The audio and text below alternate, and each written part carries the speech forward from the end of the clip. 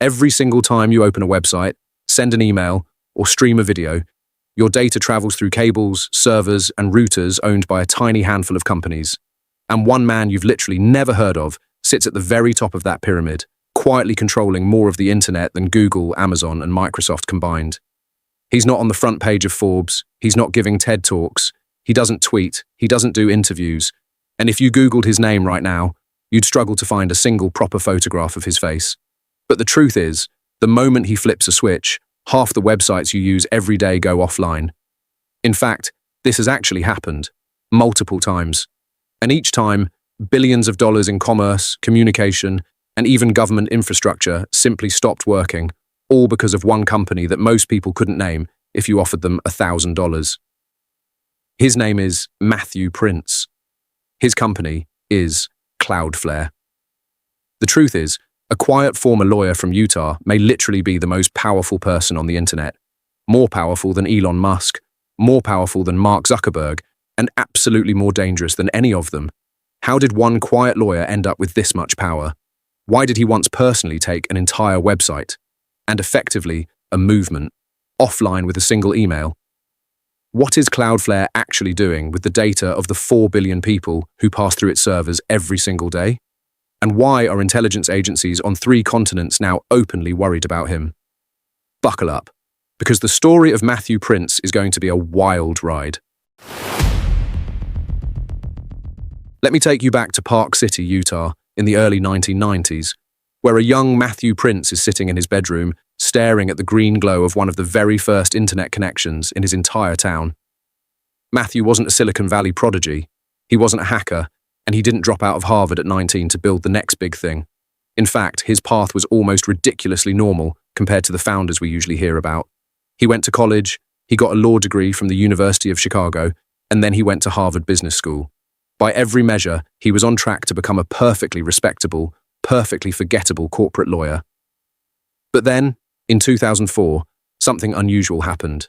Matthew got involved in a tiny side project called Project Honeypot, a free tool designed to track spammers across the internet, and almost overnight it started collecting data on millions of malicious actors worldwide.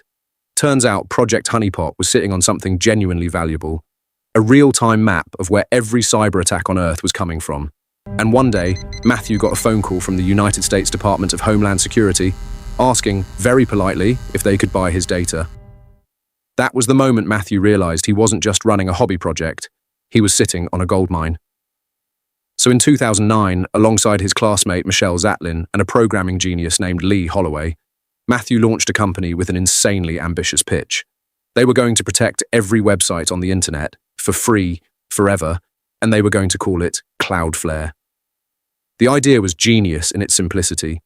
Instead of every website having to defend itself against hackers, spammers, and DDoS attacks, Cloudflare would sit in the middle, between you and every site you visited, and filter out the bad traffic before it ever reached its destination. And here's the part that made everyone in Silicon Valley think Matthew had completely lost his mind.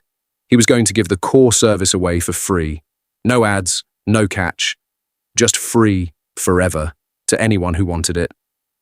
Of course, the tech press laughed. Free cybersecurity for everyone on Earth?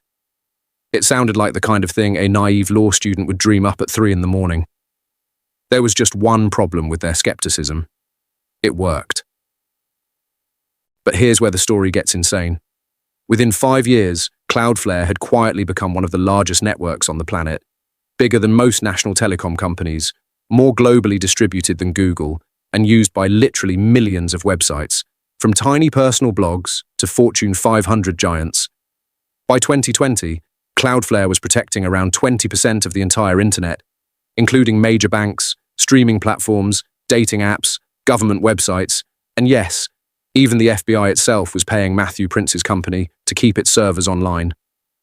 To put that in perspective, every time you load almost any major website, there's a 1 in 5 chance your data is physically passing through a Cloudflare server before it reaches you.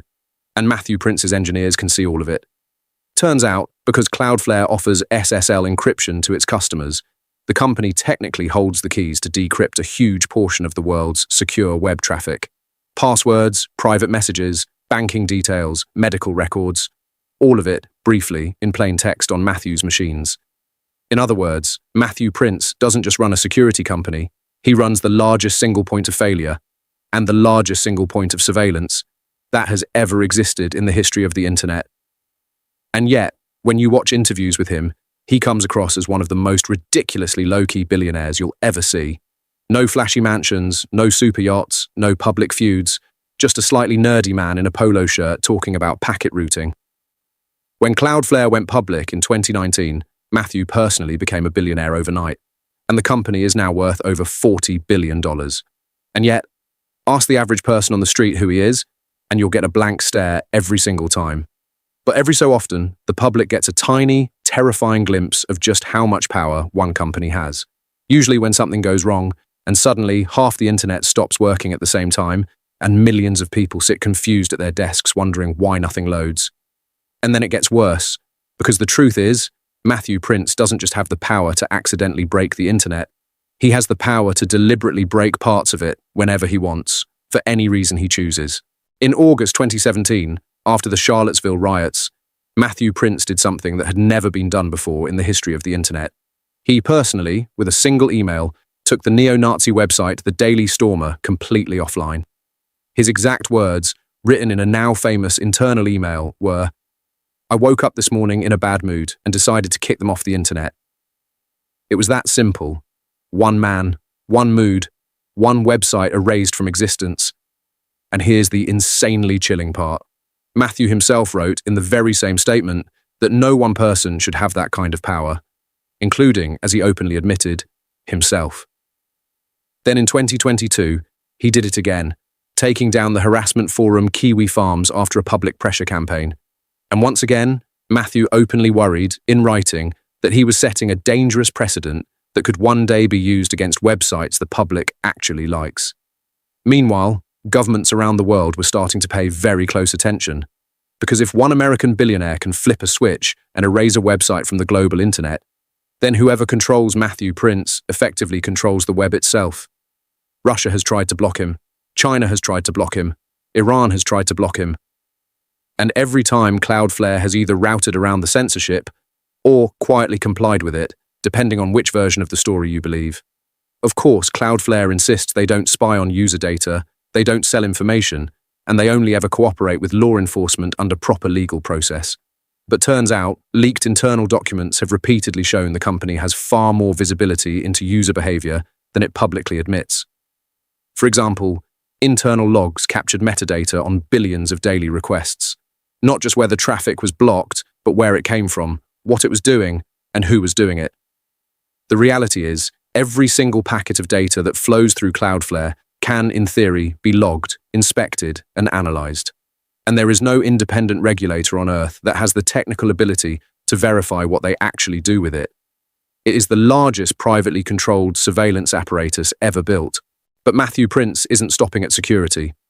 Over the past few years, Cloudflare has quietly expanded into hosting, into AI infrastructure, into DNS, into VPNs, into email, into zero trust networks. Basically, every layer of the internet, all at once. The long-term plan, which Matthew has openly hinted at in shareholder letters, is to make Cloudflare the default operating system of the entire internet. A single, invisible layer that every website, every app, and every connected device runs on top of. And in fact, he's winning. Cloudflare is now beating Amazon on storage pricing, beating Google on edge computing, and quietly becoming the default home for the AI revolution. Every major AI startup you've heard of is running at least part of its stack on Matthew's network.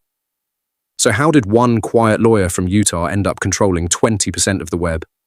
By giving away the core product for free, scaling it to a size no competitor could match, and then slowly, ruthlessly, expanding into every adjacent business.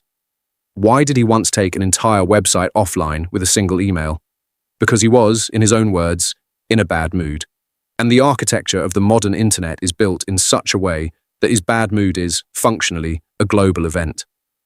What is Cloudflare actually doing with the data of 4 billion people? Officially, almost nothing. Unofficially, nobody outside the company truly knows.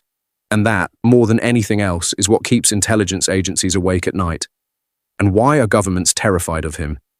Because for the first time in history, A single private citizen has more power over the day-to-day functioning of the global internet than any prime minister, president, or parliament. And there's no clear legal framework anywhere on earth that knows what to do about it. Matthew Prince might be the nicest, most well-intentioned billionaire alive. He might genuinely believe in a free and open internet. He might never abuse the unprecedented power he has accumulated. But the truth is, the next person to run Cloudflare might not be him, and that should terrify you. So what do you think? Is Matthew Prince a quiet hero protecting the web, or the most dangerous man on the internet that nobody is talking about? Drop your thoughts in the comments, because I genuinely want to know where you land on this one. And thank you for watching this video to the end.